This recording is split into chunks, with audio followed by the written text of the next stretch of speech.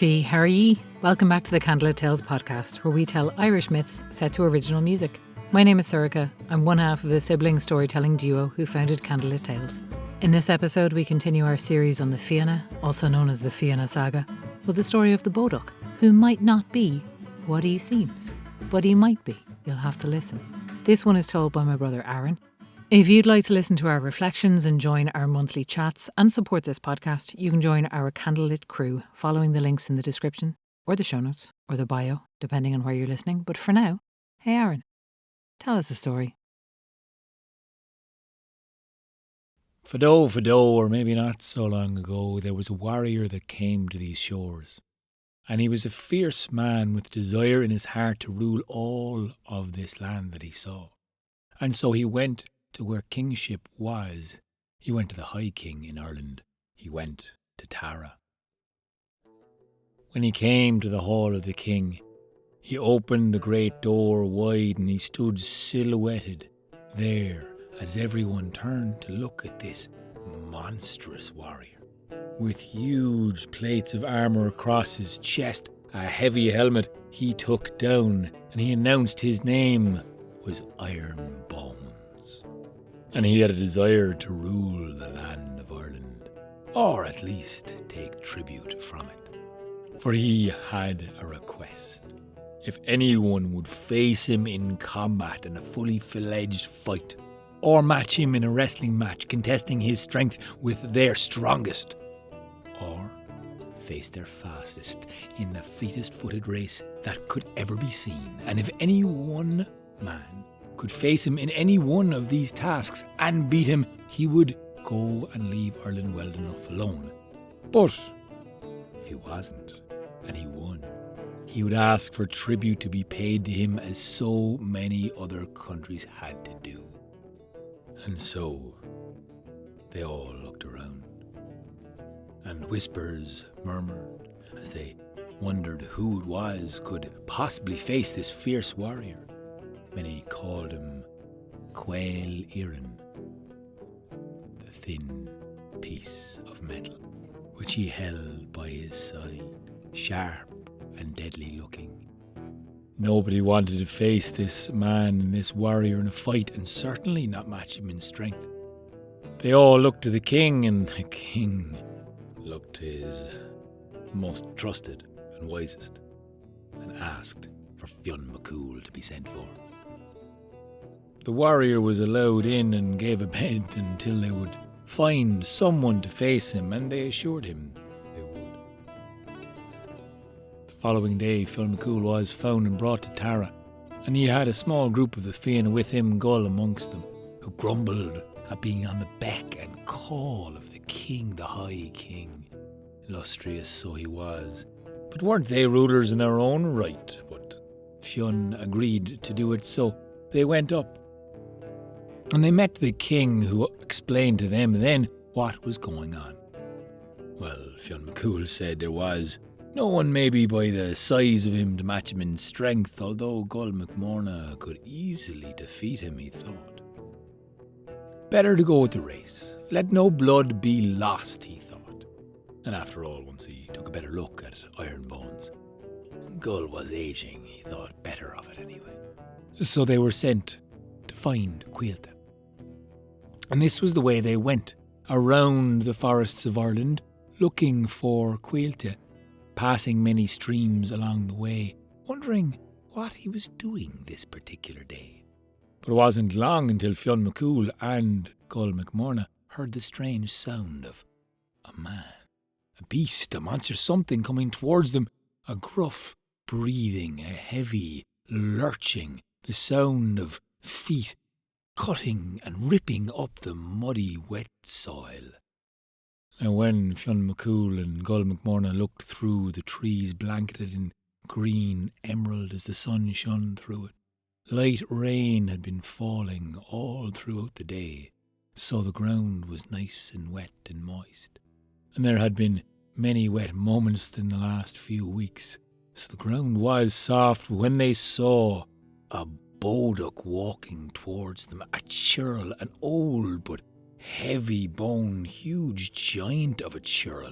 This man, this beast, this thing was walking towards them with the grey cloak around them and huge feet as the size of an oar in a boat. And the grey man looked up at them then and smiled. "Ah, sure, how we getting on there now? You all right, yeah? You look like you're in the need of something, is it, Fianna McCool? Sure, haven't I done many a day's work for you back in the day, lifting heavy things and whatnot, whatever you'd like to say?" Fionn looked at Gull, and Gull looked at Fionn, who told the Bodach exactly what they were in need of, someone to race and face this fearsome warrior from the west. Is Iron Bones his name? Quail Éireann. Well, the Bodach heard this and said, "Here, I'll let you not go looking no longer. Sure, I'll do that racing for him." And he sputtered and burped, and then they saw he had the texture of oatmeal around his mouth, and the stench on his breath was overpowering. Gull saw a bowl of that half-eaten porridge on the ground next to the churl's feet, which had been digging up the muddy ground all around, and, well, not wanting to argue with Fionn, he picked up the bowl and threw it at the Bodach's head, knocking his head from his shoulders. Well, no sooner had he done it than the Bodach walked back, picked up his head and stuck it on the wrong way round. Then he turned around, his back facing Gull, but his face facing him too at this stage, since it was on the wrong way round, and he said, "Well, do you want a race to prove that I'm faster than you, do you?" And the churl began to run and churn up the ground and spin around the forest in a swift display of a race. Gull and Fionn looked at one another, and suddenly the churl came back and the Bodach sat atop a broken branch fallen to the ground. He smiled and said, "I'll follow you up there now. We'll get this race over and done with pronto, yeah?" When they arrived back to the King's Hall, Iron Bones was waiting eagerly, anticipating a warrior to face him in the fight. But it was the race that had been chosen. But when Iron Bones looked at the Bodach and the stench and the hugeness and the size of him, and him still with the feet pointing out after churning up the whole ground to get there, he refused to face him. "Sure aren't I a man, and sure by your rule all you'd ought to do is face any one man on this island that leave us alone if we beat you like. And sure I'm a man, so I'll do that, I'll bet you now in this race, if you want to race me, that is." And he belched a huge loud burp that made Iron Bones recoil from the stench. A plan was hatched. They would race from the forest outside of Tara all the way down to Ben Aether, a 50-mile race. Not a sprint, no, quite the marathon indeed, but this race would be fast and furious. And so it would be the following morning that they would set out. So Fianna McCool, Gull, and they went down with the king too, down to Ben Aether to watch the winner of the race. And so Fianna McCool had left many people along the hills and the forests, waiting and watching from vantage point to see the racers come and go by, lest something go wrong, or lest some deception was afoot, or trickery, or to see if Iron Bones would maybe mistreat the rules of the race. And so they would be watched. And that's how we know what happened in this strange race. You see, the Bodach took this Iron Bones all the way to the forest, and they agreed they would set off at sunrise. But the Bodach began to make a small little hut for himself, out of branches and twigs. And the Iron Bones didn't want to hustle up and curl in beside him. Instead, he nestled in behind a rock and tied his cloak wrapping around. As the winds were heavy, blowing in, spattering of rain as the clouds passed over by in a twinkling of an eye, they went away and the rain seemed to stay stuck on the ground or around the cloak of Iron Bones, who watched to see the strange Bodach move with heavy limbs and run into the forest and come back holding a screeching pig whose neck he tore out. He began to roast the pig on the fire, and as it was cooking, the smell of it set desire in the belly of Iron Bones, who would love to have a bite of that flesh. But Ironbones vanished and came back carrying 2 large barrels of ale. He sat down and Ironbones watched him and waited to see him devour half of the entire hog and drink down a huge drink and slug of 1 whole crate of beer, which was gone. Now, he belched and burped and fell down into a stupor into his easily made shack. But on the first light, the Fianna were up, nice and bright and early. And they watched and they waited to see Ironbones running from the forest. And they expected to see the Bodach. But as the Fianna members went to see what was going on, and the Bodach was sitting there, finishing half of the hog that he had found and caught and killed and butchered and cooked the night before, and also drinking the other crate of beer before he belched, got up and said, "Here, I had to have my breakfast, give him a head start, sure he'll need it. He looks like he's a heavy lad." And suddenly the Bodach set off with such a blistering pace, his feet were churning up the ground, and the sound of his running was echoing all around in the hills. The hawks, the birds were cawing and flying up and away as the Bodach ran blistering past, over and through the forest and the hills, down into the valley and across the river. He went leaping and catching up, closer and closer, and suddenly passing out. The Ironbones man, who was simply looking so confused by this churl of a man blurring past him.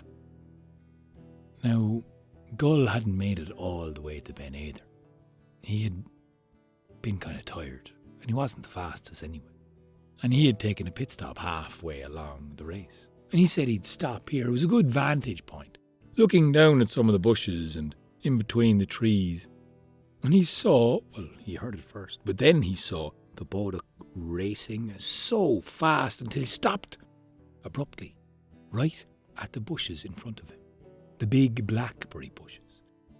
Now these were full of delicious ripe berries, as it was the time after the first harvest, and the time where the cooling winds of autumn were blowing in, and the summer's heat was still lasting, but lasted in these berries that bit better, because they'd been grown full in the warmth of summer's heat.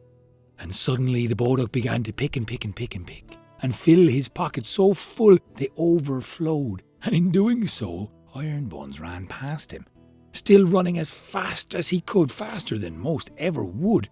But the Bodach began to sit down and eat his berries until Gull McMorna began to roar with rage. "Get up with that, you big lazy lump!" "Here, sure, I'm just having a bit of a snack. Oh, sure, I'll get going, so." And suddenly he got up and the Bodach ran away from Gull McMorna, left shaking his head in confusion. And once more, the Bodach ran past, blistering fast, churning up the ground with his huge heavy feet, and the sound echoing all around as birds flocked in the skies and the winds swept those clouds on by that lightly dabbled them in rain. Once more, though, the Bodach stopped abruptly, and the Fianna members watching had seen him pass out Ironbones, but they were still quite away from Ben Aether, and they were wondering what he was stopping for now, when he placed a hand on his side to reach into a pocket that was no longer there, and on the other side of his waist he went to put his hand in another pocket that wasn't there. He turned around to see Ironbones running as fast as he could up towards him and about to take him out.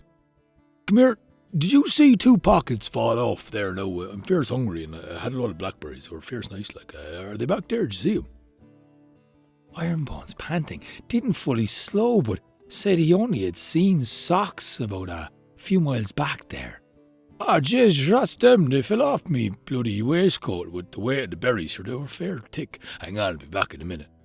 And to every one of the Fianna's horror, the Bodach began to run back the way they had come, grab the socks that looked like socks, but they were his pockets, sit down and began to sew on the pockets once more that had burst from the weight of the berries he had placed inside them.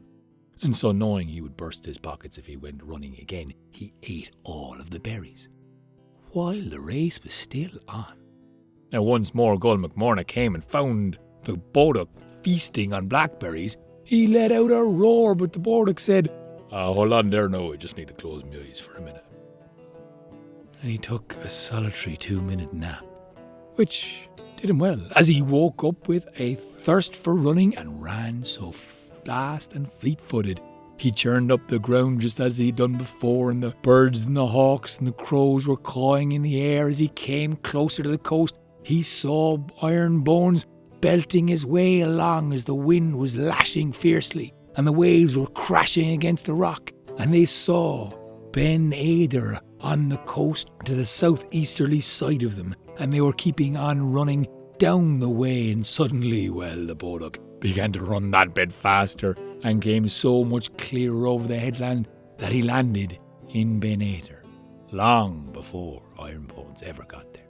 In fact, he had time to light a fire and cook some oatmeal that he had in his pocket and tied around his neck as well.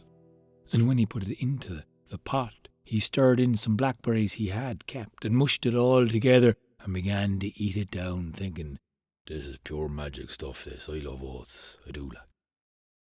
Fionn McCool found him, with the king too. He had won the race and they were indebted to him for evermore. And then they saw the warrior from afar, Iron Bones, or Quail on Erin as many called him, and he was running as fast as he could up the high hill of Ben Aider. But when he got there, he was shocked to see the Bodach standing there in glee. The Bodach caught Iron Bones and threw him into the sea, where he landed in his own boat, which he was surprised had been called up by a wave to land just where he was. The Bodach climbed down on the cliff, and using his big heavy foot, he kicked the boat right out into the sea. 5 miles it went before it even was carried by a wind from the force of the Bodach's kick. Now, Fionn McCool was wondering what exactly was going on.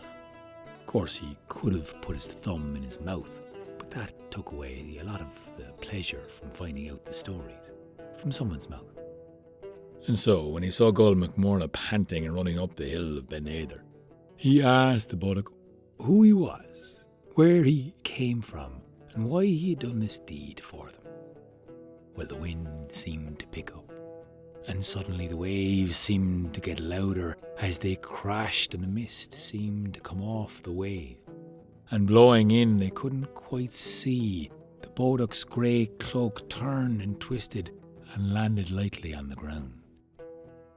And there before them was one of the Tuatha, the god of the sea, the king of the ocean, Manannán mac Lir, who smiled at Fionn McCool and said, "Till next time, Fionn McCool."